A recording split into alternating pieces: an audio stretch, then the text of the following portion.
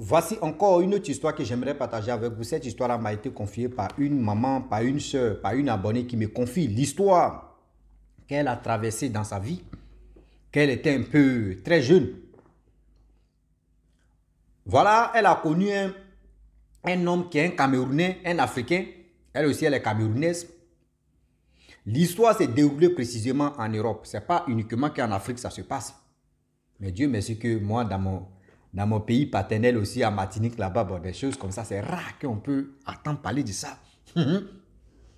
Voilà comment la dame en question, elle a connu un monsieur. Déjà, ce monsieur, c'était un monsieur mystérieux et mystique. Quand elle mourut avec le monsieur en question, c'est comme le monsieur, c'est-à-dire le monsieur vidait la femme en question, spirituellement. Et quand elle finit de mourir, le gars, elle se sent faible. Dès que quelqu'un, ils ont vidé. Au début, elle pensait que oui, parce qu'on a mougou, donc elle ne se sentait pas bien, un truc comme ça qui était dans sa tête. Car en réalité même là, le gars, il n'était pas simple. En réalité, le gars même là, c'était un monstre. En réalité, spirituellement, le gars utilise l'énergie positive des femmes, lui, pour prospérer. On va quand même écouter.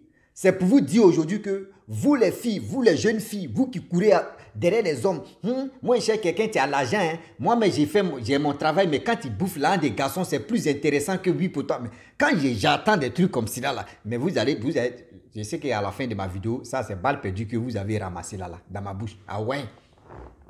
Venez, vous allez écouter ici. Vous qui aimez chercher les hommes qui ont l'argent, vous qui aimez chercher les hommes mariés, vous qui aimez chercher ceci, si tu marches avec quelqu'un et tu vois que toi et son esprit, ça va là. Maman, si toi tu veux la vie d'un truc, il faut demander bébé, tu as quel projet? Si elle peut te financer, elle te financer. Si elle peut t'aider, je vais t'aider. On va aller tout doucement. Mais ne dis pas que oui, je cherche quelqu'un qui a déjà l'argent. Tu ne sais pas comment lui fait pour avoir son argent. Tu ne sais même pas la provenance de son argent là, de sa richesse là, tu ne connais pas. Venez, on va écouter ensemble l'histoire de cette dame qui a traversé et elle est venue nous dire pour que nos soeurs, nos petites soeurs, nos frères aussi soient conscients de cette vie où on est. On va quand même écouter l'histoire et vous allez mieux comprendre de quoi il s'agit. Je pense que chacun de nous doit apprendre beaucoup de choses dans cette vie. La famille, voilà l'histoire qui va commencer et écoutons-la très bien et on va avancer. Oui, bonjour aussi. Je suis camerounaise et j'ai écouté l'histoire de celle qui disait que le monsieur qui était avec, elle était avec un monsieur, que le monsieur l'était seulement pour la voler spirituellement. J'ai connu aussi un autre Camerounais ici quand je me suis séparée de mon ex, parce que j'avais déjà expliqué mon histoire ici. Entre-temps, j'ai connu celui-là, on était ensemble. Bon, au départ, on était en train de se connaître, mais avec le temps, moi, je voulais formaliser la relation. Mais lui, il ne voulait pas. Mais de temps en temps, il disait non, je suis avec toi parce que je t'aime beaucoup, ceci, cela. Lui et moi, tout, bon, c'est ce que moi, je croyais que tout allait bien. Quand il venait chez moi me rendre visite, quand je faisais les mets africains, je l'invitais à la maison. Parfois, oui, on faisait les petits voyages ensemble des week-ends. Mais un truc que j'ai remarqué, à chaque fois que j'avais les relations avec lui, je me sentais vidée. Je me sentais fatiguée. Comme si je n'avais pas l'énergie, comme si quelque chose me manquait, comme si, donc, parle un genre, non, vide spirituellement. Et au départ, je ne ressentais, au départ, je négligeais. Je disais que non, c'est parce que je ne me sens pas bien, tout ça. Mais avec le temps, la relation, moi, je lui ai dit qu'on ne pouvait plus continuer la relation là parce que je priais. Je priais et vivre dans la vie de débauche, j'ai dit que non, je ne voulais plus. J'ai commencé à prier et quand j'ai commencé à prier, il était fâché, ça ne lui plaisait pas parce que on ne pouvait plus se voir. Mais à chaque fois, ce que je ne comprenais pas, à chaque fois quand je disais que je ne prenais plus ses appels, on ne se cherchait plus, je priais. Et quand je priais spirituellement, parce que quand je prie beaucoup, spirituellement, le Seigneur me montre beaucoup de choses. Donc, si quelqu'un est sorcier devant moi, la personne ne peut pas se cacher parce que le Seigneur me montre les choses et je ressens les choses. Donc, les ondes négatives, quand quelqu'un a les ondes négatives, quand tu es proche de moi, soit ma tête me fait mal, soit je sens mon dos chargé, mon dos pèse. Je sens mon corps, donc je sens les ondes négatives. Et Dieu commençait à me révéler les choses. Je rêvais de lui mal, je ne rêvais pas bien. Dieu m'a montré son image. J'ai eu les révélations sur lui. Son image, qu'il n'était plus humain. Donc, il était tellement méchant que sa partie humaine, non. Donc, il n'était...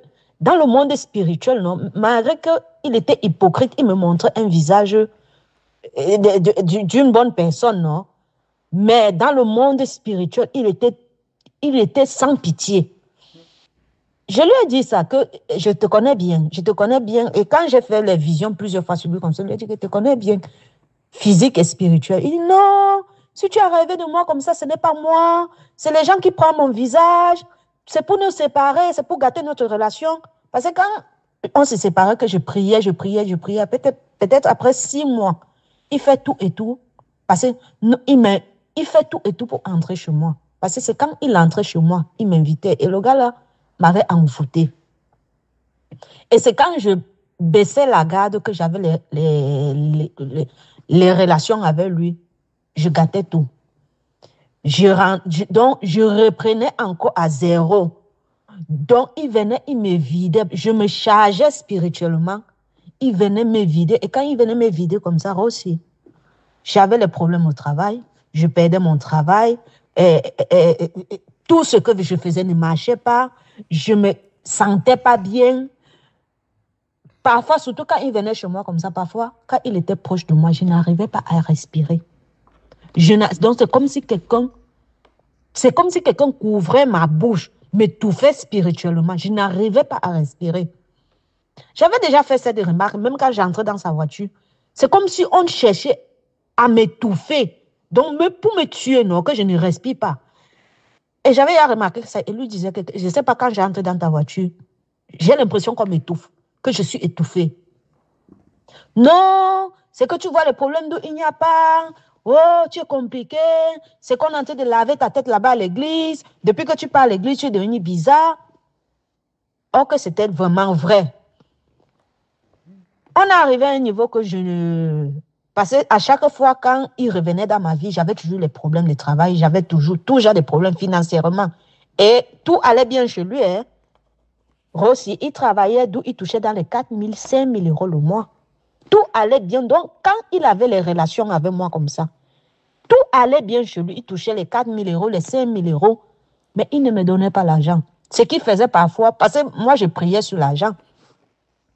Ce qu'il faisait, c'est que quand j'avais un problème, même si je n'avais pas la nourriture à la maison, il vient, il fait les achats. Mais l'argent à main, il ne me donne pas l'espèce à main. Parce qu'en prenant l'argent, il savait que j'allais, peut-être c'est les conditions qu'on l'avait données là-bas, j'allais prier sur l'argent. Mais il ne me donnait pas l'argent. Mais un jour, parce que je me suis vraiment fâchée, j'ai dit que non, la relation est finie. Avant de prendre même cette décision, j'étais toute la nuit, là, j'avais prié aussi. Je me suis endormie. Je me réveille vers 3 heures. Oui, il était 3 heures du matin. Il était devant mon lit. Parce que le temps, j'ai dit qu'il était là. Il me regardait. J'ai dit que non. Parce que je me suis réveillée parce que j'ai senti une présence. C'est Dieu même qui m'a réveillée. Je me réveille, il était là. Il a fait le voyage astral. Je lui ai vu devant mon lit. J'ai dit que non. C'était en hiver. J'enlève la couverture sur moi comme ça, je regarde. Il fait, chut. J'ai dit que non, Rosie, sûrement que c'est mon imagination, que je suis en train d'imaginer que ce n'est pas réel. Je couvre ma tête parce que j'ai commencé à paniquer. Quand j'enlève encore le drap, il a mis la main sur la bouche comme ça pour faire chut. Donc, de fermer ma bouche, de ne pas crier.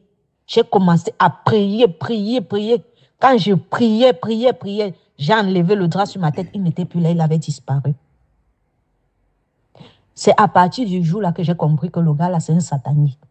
Parce que non seulement ma cousine me disait, méfie-toi de toi et de lui. Parce qu'il y a certains trucs que visions que ma cousine voyait, elle ne me disait pas. Elle savait que ma vie courait, donc le gars-là voulait me tuer.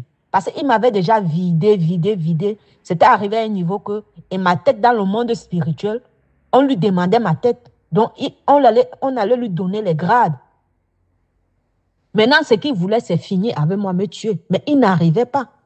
Il a tout fait. Parce que depuis le jour-là que j'avais fait la vision, il a dit que non, c'est fini. Moi et ce monsieur, c'est fini. Il a tout fait. J'ai dit que je ne veux plus. Il est venu chez moi un matin à 6 h du matin parce qu'il m'appelait, je ne prenais pas. Il m'appelait, je ne prenais pas. Il est venu à 6 h du matin sonner. J'ouvre la porte et il vient. J'ai dit, mais tu fais quoi chez moi à 6 h du matin?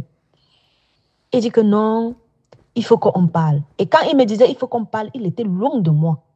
J'ai dit que, mais c'est quoi? Pourquoi tu es devant la porte? Il dit que non, c'est que tu fais peur. J'ai dit, je fais peur en quoi? Il dit que non. Ton regard, tu as une façon de regarder, ton regard fait peur. Je ne comprenais pas aussi. C'est avec le temps que j'ai compris que non, c'est le feu qui voyait dans mes yeux. Et les anges de Dieu qui étaient avec moi. Donc, il dit que non, tu fais peur.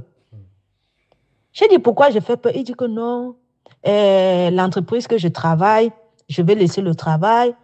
Ils ont dit qu'ils vont m'indemniser 20 000 euros. Avec l'argent là, je vais te donner tout l'argent là pour faire le trousseau de l'enfant. Pardon, fais-moi un enfant. J'ai dit que, mais toi et moi, il n'y a plus rien. C'est quel enfant que tu veux? Parce que pour que une femme fait un enfant avec un homme, il faut qu'il y ait une relation, il faut qu'ils dorment ensemble. Il n'y a plus rien. Il dit que, pardon, je veux un enfant de toi. J'ai dit que je ne veux pas.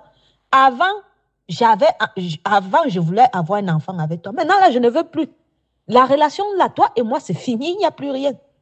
Il dit que non, qu'il va, même si c'est que c'est pour me violer, il va me violer, qu'il va forcer. Même si c'est pour me donner l'enfant là dans l'eau, non, dans la boisson, non, il va m'obliger. J'ai dit que mince, c'est forcé. Est-ce que l'amour est forcé? Je t'ai dit que c'est fini. C'est fini. Il dit que, mais, et pourquoi pour me parler, il faut que tu restes loin là-bas? Il dit que non, venir ici chez toi, ça fait peur. Je reste loin ici parce qu'au cas où, si quelque chose arrive, je saute par la fenêtre ou peut-être je saute par le balcon. Tu me fais peur, je ne peux plus rester devant toi, proche de toi. Rossi, c'était la dernière conversation. Quand j'ai fini de parler avec lui, j'ai bloqué son téléphone, j'ai bloqué son numéro, je ne prenais plus ses appels et rien. Le gars m'a appelé fatigué, il m'appelait pour continuer la relation avec moi. Je ne voulais plus rien savoir de lui. Il venait chez moi, il appelait en bas, il sonne la sonnerie et l'interphone parce que tu pouvais éteindre ça. Quand il faisait comme ça, je savais que c'était lui. J'ai débranché l'interphone. Il sonne, parce que ça sonne en bas, mais en haut, ça ne sonne pas chez moi. Un matin, très tôt, il vient, et en plus, il savait d'où je travaillais. Il vient, il est venu m'attendre devant ma porte, parce que je commençais mon travail à 10 h du matin. Il est venu m'attendre, il savait déjà le restaurant, tout ça. Le gars est devenu, il était comme un fou aussi. C'est le jour-là que j'ai confirmé vraiment que le gars là, peut-être on lui demandait ma tête dans la sorcellerie. Et c'est le genre que c'est sûr qu'on lui dit que non. Que si il ne... Peut-être on lui punit même dans le monde là, je ne comprends pas. Parce qu'il est devenu fou le jour là. Je sors pour aller au travail, il commence à me suivre. Il crie sur moi, il dit, hein, je t'appelle, tu ne prends pas mes appels. C'est toi qui me fais ça. Il commence à crier sur moi. Il a crié sur moi, crié comme un fou. Et il y avait un bar à côté. Et les gens, ils étaient au bar. Les Blancs, très tôt le matin, sortent pour déjeuner. Il était en train de crier, les gens nous regardaient, je n'avais jamais vu. Et ses yeux ont changé, ses yeux sont devenus rouges. Ce n'était pas la même personne que j'avais l'habitude de voir. C'est quand j'ai appelé ma cousine, parce que je paniquais. J'appelle ma cousine, j'explique à ma cousine. Ma cousine dit, oui, plusieurs fois quand j'ai prié pour toi, il est venu ici au Cameroun, me menacer spirituellement. C'est un sorcier, c'est un truc que je ne voulais pas te dire pour ne pas te faire peur. Ce qu'il voulait, c'était tuer. Il est venu me menacer que je ne prie plus pour toi, que pourquoi je prie pour toi, qu'il veut me tuer. Bon, c'est pour mon histoire, je suis en train de raconter pour sensibiliser les jeunes filles d'aujourd'hui. C'était dans la jeunesse, parce que maintenant, j'ai un âge que j'ai 40 ans. Je ne suis plus la jeune petite que on manipulait comme une marionnette, que peut-être tout ce qu'un homme disait, je disais oui. Je croyais plus la parole des hommes que les hommes sont surtout je ne sais pas, les hommes en général, surtout ceux qui sont dans le monde mystique là, pour te manipuler, ils sont capables de tout. Ils sont capables de tout. Donc, avant d'être avec n'importe qui, il faut prier, beaucoup prier, que vraiment Dieu, on ne soit pas avec n'importe qui. Que Dieu te révèle avec qui peut-être tu vas te marier, avec qui tu marches, avec qui est proche de toi, parce qu'on ne sait jamais. Tu peux aller à un mariage comme ça, c'est le mariage là qui prend ta tête. Tu peux être seulement, même pas à mariage, même tu sors seulement avec un homme. C'est l'homme là qui finit avec toi, parce qu'il m'a vidé spirituellement. Quand il a vu qu'il avait fini de me vider, c'était il arrivé à un niveau qu'il voulait me tuer. C'est maintenant au niveau de tuer là que ça ne marchait pas. Parce qu'il a tout fait. Ma cousine, comme elle priait pour moi, elle brisait les chaînes là-bas au Cameroun. Tout ce qu'il faisait, elle brisait tout ça, les choses ne marchaient pas. Et en plus, quand elle priait pour moi, elle me donnait la force de me lever aussi dans la prière. Et comme j'ai commencé aussi à prier, il faut beaucoup prier. C'est seulement la prière qui sauve. C'est seulement Dieu, le Seigneur Jésus-Christ, sauve. Le Seigneur Jésus-Christ sauve. Et c'est lui qui m'a sauvé. Donc, je suis aujourd'hui grâce à lui. Donc, sinon, le gars-là aurait fini avec moi. Merci beaucoup. C'était pour partager mon histoire, pour sensibiliser la jeunesse d'aujourd'hui. Que vraiment, les jeunes, il faut qu'ils soient sages. Merci beaucoup. Bonne journée. Vraiment, merci beaucoup. Maman, la soeur, la grande soeur, je pense que les jeunes filles d'aujourd'hui et les jeunes hommes jeunes, je pense que nous tous, on a écouté ce qu'elle a dit. On dit animal ne peut pas sortir dans la brousse pour venir te parler, puis ça va rentrer dans ta tête. Il faut un être humain. Un être humain qui a traversé des moments difficiles dans sa vie peut venir te parler de ça, et puis tu vas dire, ah, vraiment ce qu'elle a dit là, c'est vrai. Vous voyez, aujourd'hui, on a la tendance de dire non que oui. Ah, moi là, mais il cherche quelqu'un qui a l'argent. Elle n'a pas dit chercher quelqu'un qui a l'argent. Mais la jeunesse d'aujourd'hui cherche des filles, des hommes qui ont l'argent. Il y a des hommes aussi, il y a des jeunes, c'est-à-dire il y a des jeunes garçons aussi. Ah, moi, je cherche quelqu'un qui a l'argent, mon frère. Ou ma soeur. Toi-même, tu ne peux pas travailler. Tu ne peux pas mettre tes... C'est-à-dire, tu ne peux pas mettre toi-même ton... C'est-à-dire, ton cerveau à jour pour que toi-même tu puisses travailler, puis tu veux être fier de toi. Tu veux être fier dans la poche de quelqu'un d'autre. C'est comme ça qu'on vous sacrifie. C'est comme ça qu'on vous sacrifie. Elle, c'est sa soeur, et plus elle-même. C'est-à-dire les deux étaient beaucoup en prière. C'est ça qui lui a sauvé la vie. C'est ça qui lui a sauvé la vie. Donc imaginez-vous où elle avait l'envie de faire l'enfant. Si elle avait fait l'enfant avec ce jeune homme-là, ou ce monsieur-là, c'était déjà gâté. C'était déjà gâté là. C'est-à-dire, ils étaient déjà liés à vie comme ça. Ils étaient liés à vie comme ça. Donc, quand vous, avant de marcher à une personne, ne regardez pas son côté financier d'abord. Arrêtez ça, enlevez ça dans vos têtes.